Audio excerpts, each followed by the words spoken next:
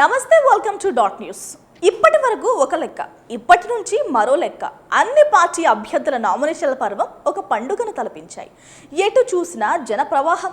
ఎన్నికల తేదీ దగ్గర పడడంతో అభ్యర్థుల ప్రచారం ఇప్పుడు మరింత ఊపందుకుంటోంది. ఇంతవరకు అభ్యర్థుల మధ్య కన్ఫ్యూజన్తో సరిగ్గా ప్రచారం చేయని నేతలు కూడా ఉన్నారు. అలాంటి నేతలు ఇప్పుడు ఉన్న తక్కువ సమయంలో ఎలాంటి వ్యూహాలతో ముందుకు వెళ్తారో చూడాలి.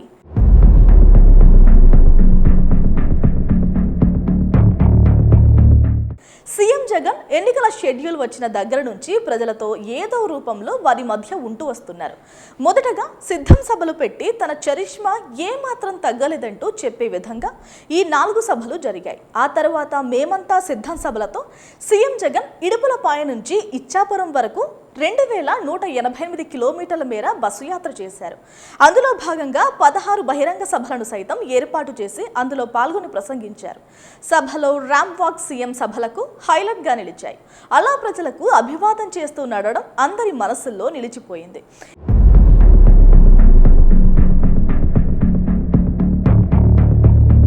ఇప్పుడు సీఎం జగన్ మరో వ్యూహంతో ముందుకు వస్తున్నారు.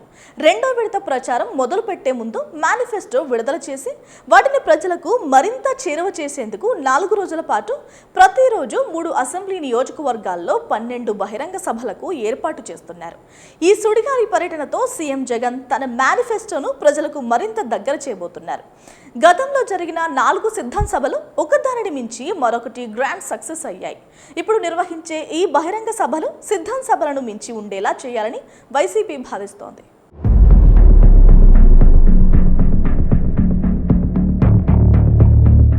ఇక టీడీపీ విషయానికి వస్తే చంద్రబాబు ప్రజాగలం పేరిట సభలను నిర్వహిస్తున్నారు. ఎన్డీఏ కూటమిలో భాగంగా ప్రచారం చేస్తూ వస్తున్నారు బాబు. కొన్ని నియోజకవర్గాల్లో పవన్తో కలిసి చంద్రబాబు ప్రచారం చేస్తూ మరోపక్క ఒంటరిగాను చేస్తున్నారు.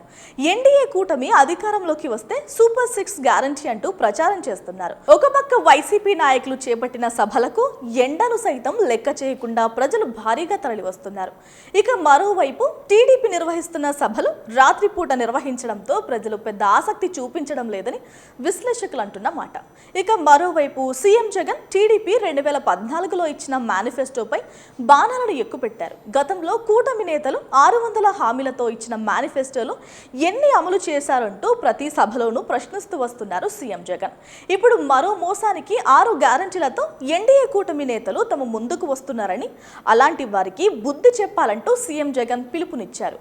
ఇక వైసీపీ నేతల ఆరోపణలకు సమాధానం చెప్పలేక కూటమి ఎదురుదాడినే నమ్ముకున్నట్లు చెబుతున్నారు. మరి ఈ హామీలపై జరుగుతున్న మాటల యుద్ధాన్ని ప్రజలు ఎంతవరకు విశ్వసిస్తారనేది ఇప్పుడు ఆసక్తికరంగా మారిన అంశం. గత హామీలను అమలు చేయని టీడీపీ ఇప్పుడు వైసీపీ అమలు చేస్తున్న పథకాలను విమర్శిస్తూనే అంతకు మించి ఎక్కువ ఖర్చు అయ్యే హామీలను ఇవ్వడాన్ని ఎలా సమర్థించుకుంటుందో చూడాలి. మరి ప్లీజ్ సబ్స్క్రైబ్ డాట్ న్యూస్.